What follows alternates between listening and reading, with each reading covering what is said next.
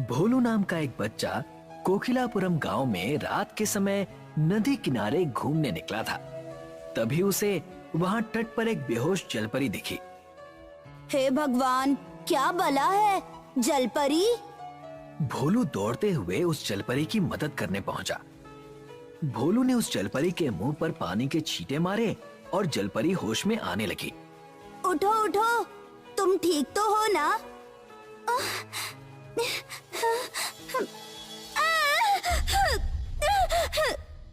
हाँ, तुमने तो डरा ही दिया। चिल्लाना तो मुझे चाहिए।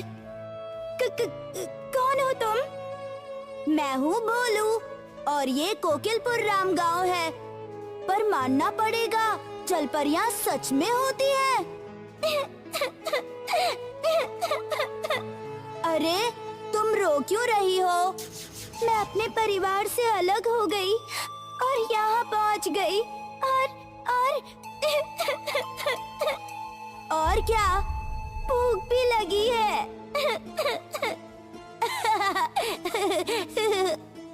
भोलू जलपरी की बातें सुनकर हंस पड़ा। दोनों ही एक दूसरे से पहले डरे जरूर थे, पर अब वो तनाव हट सा गया। भोलू उस जलपरी को अपने घर ले आता है। भोलू के माता और पिता उसे देखकर चौंक गए। अरे भोलू बेटा, ये क्या लाया है तू? अरे माँ, ये कोई वस्तु थोड़ी है जो ऐसे पूछ रही हैं आप। जलपरी है, नदी किनारे मिली थी मुझे। बेचारी अपने परिवार से बिछड़ गई और बहुत भूखी भी है। क्यों माँ, बहुत भूख लगी है। अब सवाल बाद में करना मीनाक्षी। इस बच्ची ने तुम्हें माँ भी कह दिया। पहले इसे भोजन कराओ और आराम करने दो। बाकी सवाल जवाब हम कल कर लेंगे। जी, जैसा आप कहें। मीनाक्षी जलपरी को खाना खिलाने के बाद उसे अपने साथ सुला लेती है।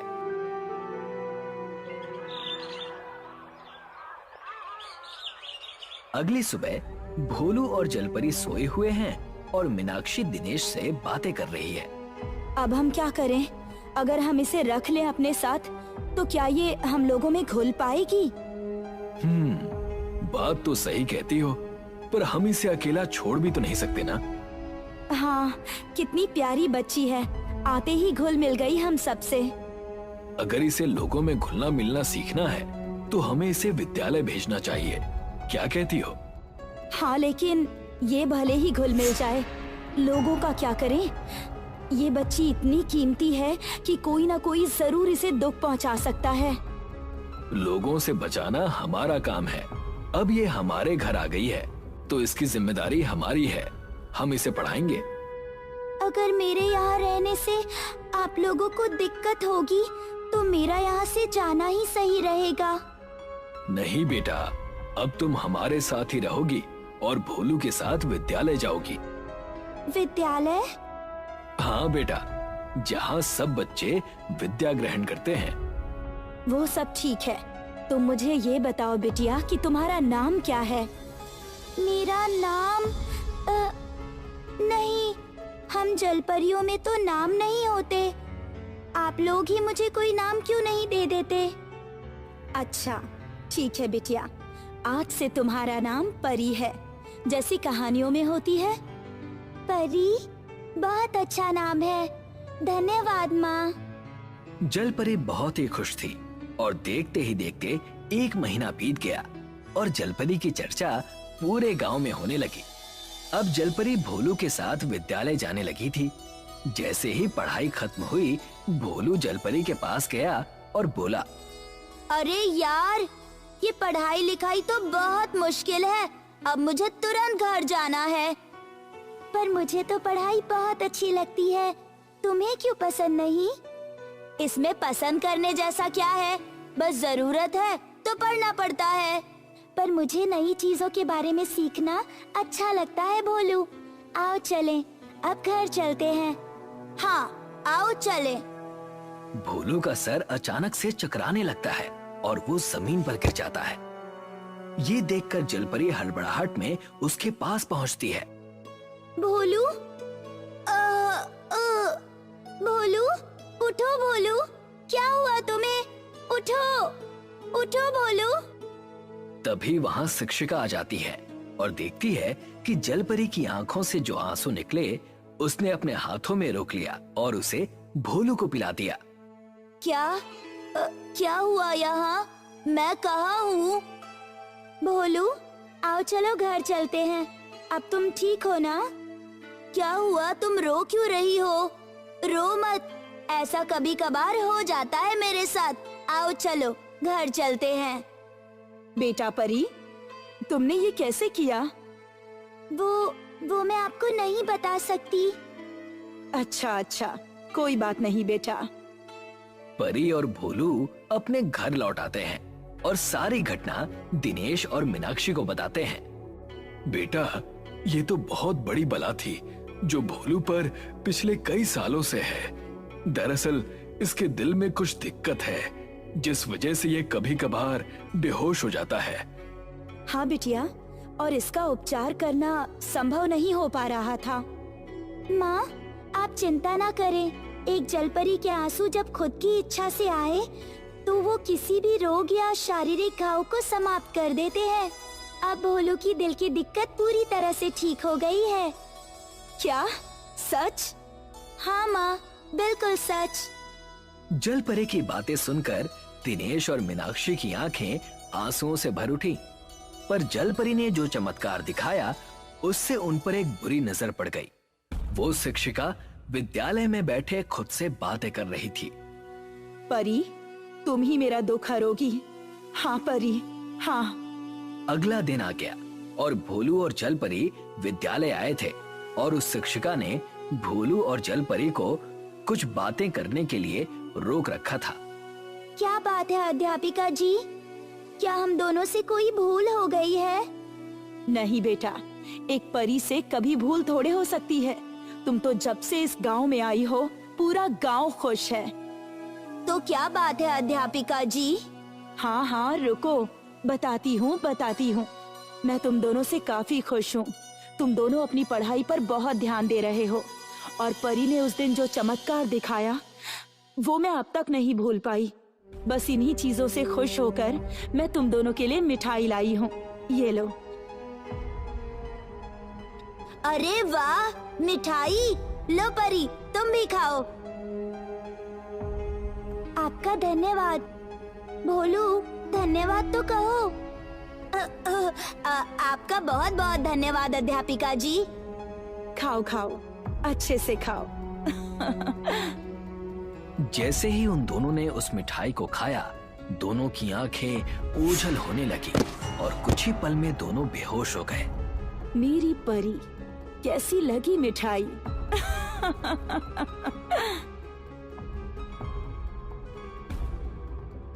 शिक्षिका उन दोनों को अपने घर पर ले आई और उन्हें बांध दिया। जैसे ही उन दोनों को होश आया, भोलू रोने लगा।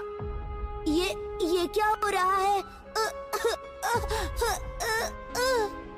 ये आपने अच्छा नहीं किया अध्यापिका जी। आपके ऐसा करने से लोग दूसरे शिक्षकों को भी शक की नजरों से देखेंगे।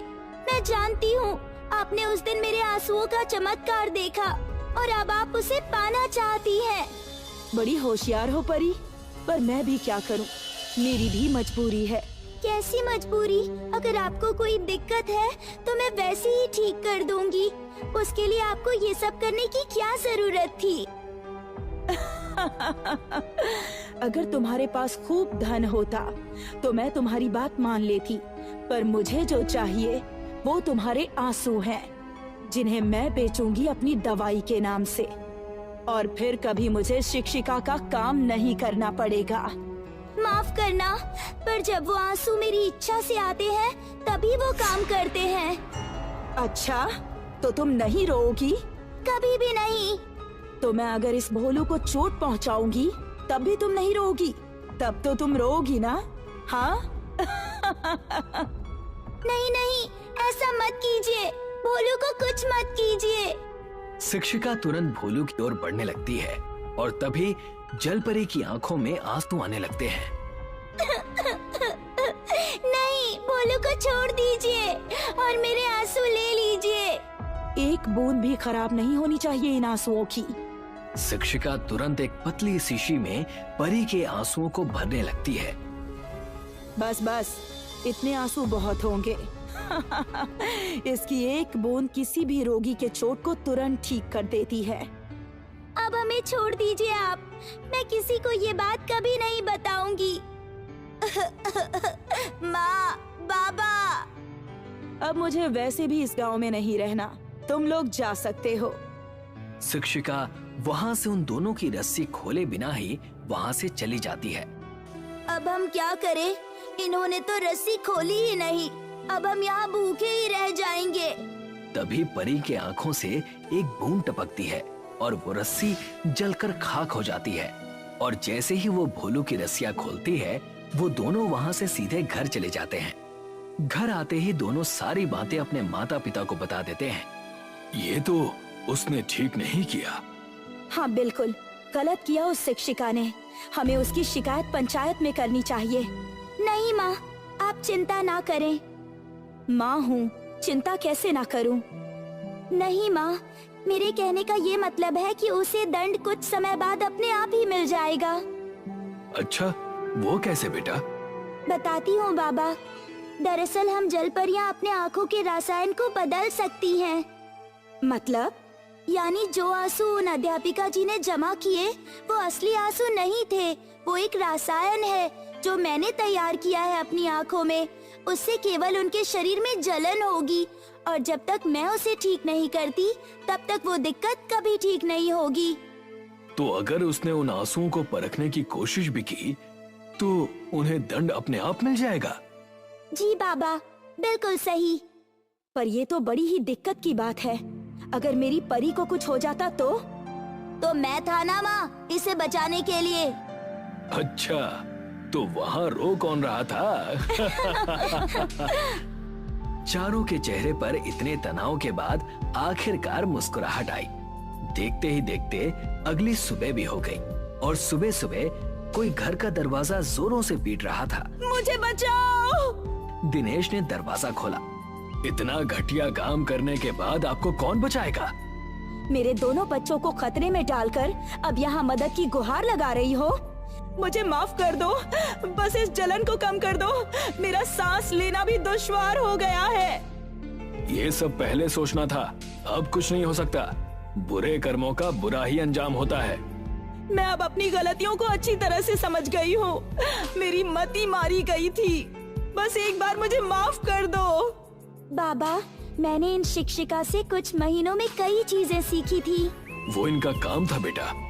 फिर भी बाबा, आप ही कहते हैं दया धर्म है, इस बार इन्हें मैं छोड़ देती हूँ। लेकिन ये कभी भी इस तरह का कोई काम करेंगी तो ये जलन फिर से चालू हो जाएगी। अब बहुत बड़ी लगने लगी है तू बिटिया। ठीक है, जैसी तेरी इच्छा। परी उस शिक्षिका को ठीक कर देती है। भले ही जलपरी ने तुम्हें माफ कर दिया हो, लेकिन आज के बाद तुम इस गांव में कभी नहीं दिखोगी, क्योंकि तुमने अपने पद का अपमान किया है और हमारे बच्चों को खतरे में डाला है। जी, जैसा आप कहें। इसके बाद वो शिक्षिका कभी गांव में नहीं दिखी और इस घटना के बाद परी ने विद्यालय में फिर से पढ़ाई शुरू कर दी। उमेश रामपुर गांव के सरकारी स्कूल में हेडमास्टर था। स्कूल के सारे बच्चे उमेश से बहुत डरते थे।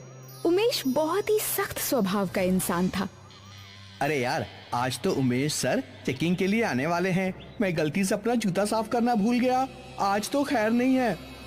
अरे टेंशन क्यों ले रहा है? अपने सफेद जूते पर चौक रगड़ दो, सर को कुछ भी पता नहीं चलेगा। सर की नजर बाज से भी ज्यादा तेज है। अगर उन्होंने तुम्हारे गंदे जूते देख लिए तो तुम्हारी अच्छी खासी पिटाई होगी। कैसी दोस्त हो तुम? मेरा टेंशन कम करने की बजाय बढ़ा रही हो। सोनू सर के आने से पहले अपने सफेद जूतों में चौक घसने लगता है। तभी उमेश सर क्लास में पहुंच जाते हैं और सोनू को जूते में चौक रगड़ते हुए देख लेते हैं। सोनू सर को देखकर डर जाता है और चौक अपने पीछे छिपा लेता है। ये क्या हो रहा है? तुम्हें घर में जूते साफ करने का वक्त नहीं मिलता, जो स्कूल में आकर जूते में चौक रगड़ रहे हो। सॉरी सर, गलती हो गई। अगली बार ऐसा नहीं होगा। मैं ऐसा मौका होने ही नहीं दूंगा। तुम्हारी सजा ये है, स्कूल खत्म होने के बाद स्कूल की आंगन की तुम सफाई करोगे। माफ कर दीजिए सर। फिर से अगर तुमने ऐसी गलती की तो तुमको स्कूल की वॉशरूम साफ करना पड़ेगा। उमेश सर क्लास में आकर सभी की कॉपी चेक करने लगते हैं। रिया की कॉपी में कवर नहीं लगा हुआ था। ये क्या है? तुम्हारी कॉपी में कवर क्यों नहीं लगा हुआ है? सॉरी सर, ये मेरी नई कॉपी है। मैं अगली बार इसमें कवर चढ़ा लूंगी। जाकर पीछे वाली बेंच पर हाथ खड़े कर कर खड़े हो जाओ, और अगली बार ऐसी गलती की तो तुम्हें क्लास से बाहर कर दूंगा। रिया क्लास के सबसे पीछे वाली सीट पर जाकर हाथ खड़ा करके खड़ी हो जाती है। रिया को खड़ा देख रश्मि उसे चिढ़ाने लगती है। तभी उमेश सर की नजर रश्मि पर चली जाती है। बहुत हंसी आ रही है तुम्हें। जाओ, तुम भी साथ में जाकर खड़े हो जाओ। पूरी कक्षा तुम दोनों खड़े खड़े पढ़ाई करोगे। सॉरी सर, इस बार माफ कर दीजिए सर। No sorry. रश्मि भी रिया के साथ जाकर पीछे कान पकड़कर खड़ी हो जाती है। दोनों पूरा दिन खड़े खड़े ही क्लास अटेंड करती हैं। छुट्टी के बाद सोनू स्कूल की आंगन की सफाई करने के बाद घर जाने लगता है। रश्मि और रिया सोनू का स्कूल के बाहर इंतजार कर रही होती हैं। मैं तो थक गया। आंगन साफ करने में मेरा पूरा दम निकल गया। ये उमेश सर के कठोर स्वभाव की वजह से आज तक इनकी शादी नहीं हुई है। हाँ, सही कहा तुमने। हमेशा बच्चों के ऊपर चिल्लाते रहते हैं और हमें सजा देते रहते हैं। अगले दिन क्लास में एक नई टीचर आती हैं। वो देखने में बहुत ही सुंदर और कोमल स्वभाव की होती हैं। Good morning teacher. Good morning बच्चों। सभी कोई अपनी सीट पर बैठ जाएं। मुझे आप लोगों से मिलकर बहुत अच्छा लगा। उमा मैडम बहुत अच्छे से बच्चों से बात करती हैं और बहुत प्यार से बच्चों को समझाती हैं। बच्चों को उमा मैडम का पढ़ाया गया सारा सिलेबस फटाफट याद हो जाता था। एक दिन उमा मैडम अपनी क्लास ले रही थी और तभी उमेश सर क्लास में आ जाते हैं। उमेश सर को देखकर सारे बच्चे डर जाते हैं और सीधे बैठ जाते हैं। मैं देख रहा हूँ आजकल तुम लोगों की क्लास में बहुत शोर आने लगा है। अगर आगे से ऐसा ही शोर आता रहा तो मैं पूरे क्लास को दिन भर धूप में खड़ा रखूंगा। सर, आखिर तो ये बच्चे हैं। ये शरारत नहीं करेंगे तो कौन करेगा? और मस्ती से पढ़ने में ही तो बच्चे अच्छे से सीख पाते हैं। हाँ मैडम, आप बिल्कुल सही कह रही हैं। मैं भी हमेशा बच्चों को प्यार से ही समझाता हूँ। बच्चे उमेश सर की बात सुनकर हैरान थे। दरअसल उमेश सर उमा मैडम को मन ही मन पसंद करने लगे थे, इसीलिए उनकी हाँ में हाँ मिला रहे थे। एक दिन सोनू और रिया को स्कूल आने में देर हो गई। उमेश सर दोनों को लेट देखकर गुस्सा करने लगते हैं और दोनों की छड़ी से पिटाई करने लगते हैं। ये कोई वक्त है स्कूल का? तुम दोनों बहुत बिगड़ गए हो, ऐसे नहीं मानोगे। सर, वो बीच रास्ते में हमारी साइकिल पंचर हो गई थी, इसलिए आने में देर हो गई। हाँ सर, सोनू सच कह रहा है। तुम्हें घर से पहले निकलना चाहिए था। इस बात की सजा तो तुम दोनों को जरूर मिलेगी। उमेश सर सोनू और रिया के हाथ में छड़ी मारने लगते हैं। तभी उमा मैडम आ जाती हैं। अरे सर, आप इन मासूम बच्चों को क्यों मार रहे हैं? बच्चे हैं, कभी आने में देर हो जाती है। अगर बार बार ऐसा करें तो फिर हमें एक्शन लेना चाहिए। आज पहली बार हमें इतनी देर हुई है। कोई बात नहीं बच्चों, जाओ जाकर पढ़ाई करो। उमेश सर उमा मैडम की बात मानकर सभी बच्चों को क्लास में जाने देते हैं। धीरे धीरे उमेश सर का स्वभाव भी उमा मैडम की तरह कोमल होने लगता है। अरे यार, हमारे उमेश सर तो बिल्कुल बदल गए हैं। हाँ, सही कहा तुमने।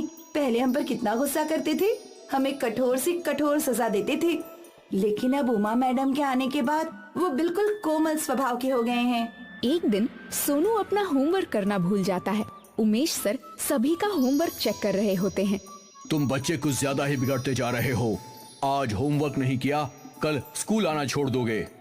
नहीं सर, कल मेरी तबीयत ठीक नहीं थी, इसलिए मैं होमवर्क नहीं कर पाया। तुम्हें इस बात की सजा जरूर मिलेगी। उमेश सर सोनू को क्लास से बाहर निकालकर मुर्गा बना देते हैं। तभी वहाँ उमा मैडम आ जाती हैं। अरे बेटा सोनू, तुम्हारी तो तबीयत खराब है ना, तो फिर तुम क्लास के बाहर क्यों बैठे हो? मैडम, तबीयत खराब होने की वजह से मैं होमवर्क नहीं कर पाया। उमेश सर ने मुझे क्लास से निकाल मुर्गा बना दिया है। तुम मेरे साथ क्लास के अंदर चलो। उमा मैडम क्लास में जाकर उमेश सर को समझाती हैं। सोनू ने मुझे कल फोन पर बता दिया था कि उसकी तबीयत ठीक नहीं है, आपके सख्त स्वभाव की वजह से आज इसकी तबीयत ज्यादा बिगड़ सकती थी। मैं तो बस बच्चों में अनुशासन लाना चाहता हूँ। बच्चों को प्यार से भी समझाया जाता है। अगर हम बच्चों को हमेशा डांट या मार कर समझाएंगे तो वो चिड़चिड़े हो जाएंगे और वो अपना गुस्सा कहीं और निकालेंगे। इसलिए हमें बच्चों से हमेशा प्यार से बात करनी चाहिए। आखिर ये बच्चे हमारे देश का भविष्य हैं।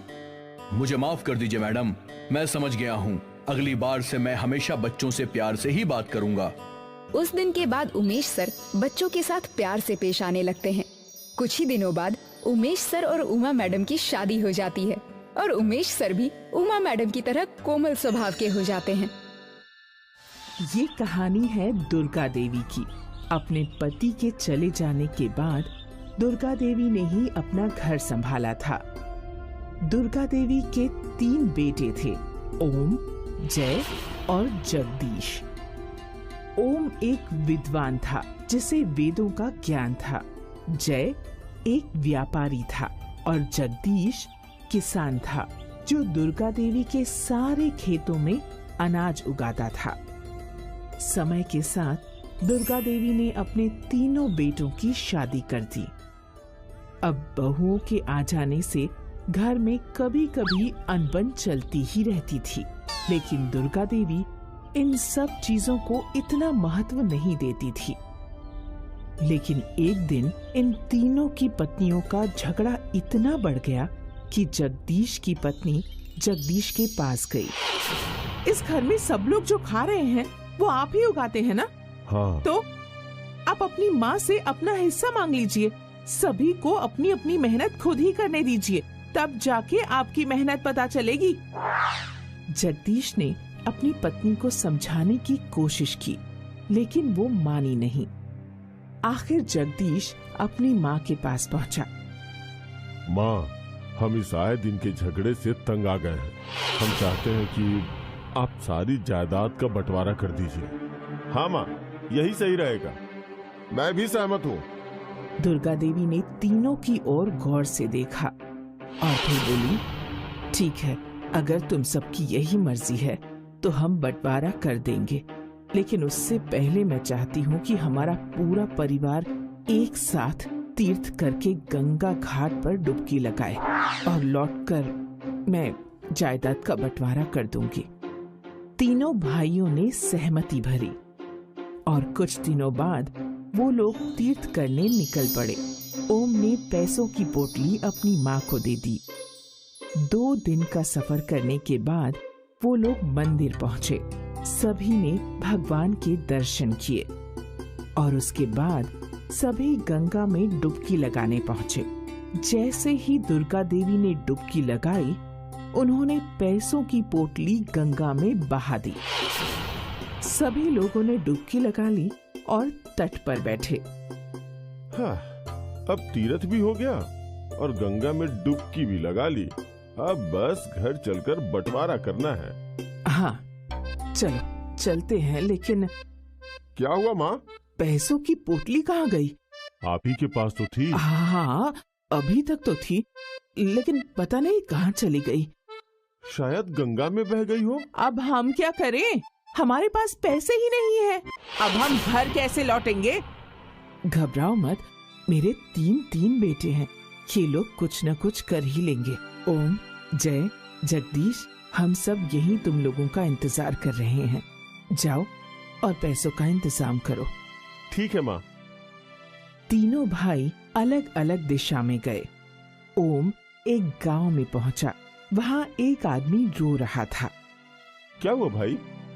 मेरे पिताजी ने अपनी सारी जायदाद हम चारों भाइयों में बराबर बांट दी थी, सिर्फ एक बिल्ली को छोड़ के।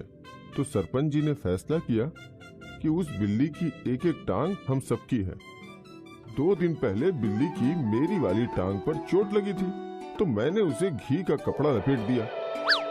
बिल्ली वो घी का कपड़ा लेकर चूल्हे के पास चली गई और कपड़े में लग गई आग, और फिर उसने देखते ही देखते बहुत सारे घर जला दिए। अब मुझ गरीब को सबको हर्जाना देना है। अब तुम्हें बताओ मैं क्या करूं? अगर मैं तुम्हारी समस्या का हल कर दूं तो तुम मुझे क्या दोगे? मेरे पास 4 बैलगाड़ियां हैं, मैं वो तुम्हें दे दूंगा। ठीक है, फिर तुम अपने तीनों भाइयों को और गांव वालों को जमा करो। गांव वाले एक पेड़ के नीचे जमा हुए। क्या ये सच है कि मदन ने बिल्ली की अपनी टांग में पट्टी की थी? हाँ, उसने पट्टी क्यों की थी? क्योंकि बिल्ली की उस टांग में चोट लगी थी। तो मतलब बिल्ली उस टांग से ठीक से चल नहीं पा रही थी। फिर वो कैसे चली? क्योंकि उसकी बाकी तीनों टांगे ठीक थी, इसलिए वो चल सकी। मतलब बाकी तीनों टांगे ठीक थी, इसलिए बिल्ली ने गांव भर आग फैलाई। तो इस कारण हर्जाना उन्हें भरना चाहिए जो 3 टांगों के मालिक हैं। बात तो तुम्हारी बिल्कुल सही है। ओम ने मदन की समस्या हल कर दी और उसे 2 बैलगाड़ियां मिल गईं। जय पहुंचा नदी के तट पर, जहां राजा कुछ ऐलान कर रहे थे। जो भी व्यक्ति मुझे इस हाथी का वजन बता देगा, मैं उसे 1000 सोने के सिक्के दूंगा। जय तुरंत राजा के पास चला गया। महाराज, मैं ये कर सकता हूँ, लेकिन मुझे एक नाव और ढेर सारी अनाज की बोरियां चाहिए। ठीक है। राजा ने जय को नाव दे दी। अब इस नाव को नदी में डालिए और हाथी को इसमें बैठाइए। सैनिकों ने हाथी को नाव में बैठा दिया। फिर जय ने कोयले के टुकड़े से एक निशान बनाया जहां तक नाव पानी में डूबी थी। अब आप हाथी निकाल लीजिए और इस नाव में धान की बोरियां भरिए। सैनिकों ने हाथी को बाहर निकाला और नाव में धान की बोरियां भरनी शुरू कर दी। जब नाव उसी निशान तक डूबी तो बस बस बस, अब इन सारे अनाज की बोरियों का वजन कर लीजिए। सैनिकों ने बोरियों का वजन करना शुरू किया। महाराज, 3000 किलो। तो महाराज, इस हाथी का वजन 3000 किलो है। बहुत अच्छा जय, ये लो तुम्हारा इनाम। जय को 10,000 सोने के सिक्के मिल गए। जगदीश एक खेत में पहुंचा जहां कुछ लोग बातचीत कर रहे थे। क्या समस्या है? इस खेत में पानी का इतना बहाव है कि कोई धान टिकता ही नहीं। समझ नहीं आता क्या करें। मैं इस समस्या का कोई हल निकाल सकता हूँ, लेकिन मुझे क्या मिलेगा? मैं तुम्हें 2 बोरी चावल और दाल दे सकता हूँ। ठीक है, तो मुझे बहुत सारे नारियल के छिलके चाहिए। ठीक है। जगदीश ने नारियल के छिलकों में धान लगाया और उन्हें गीली मिट्टी में गाड़ दिया। ऐसा करके उसने एक छोटे टुकड़े में धान लगा दिए। अब ऐसे ही सारे खेत में लगा दो। जगदीश को 2 बोरी अनाज मिल गए। तीनों भाई माँ के पास लौटे। ये लो माँ, 2 बैलगाड़ियाँ, ये सोने के सिक्के और ये 2-2 बोरियां अनाज। तुम तीनों के तीनों ने अलग अलग इंतजाम किए। जगदीश, तुम्हें लगता है कि तुम अकेले ही मेहनत करके घर चलाते हो, लेकिन ऐसा नहीं है।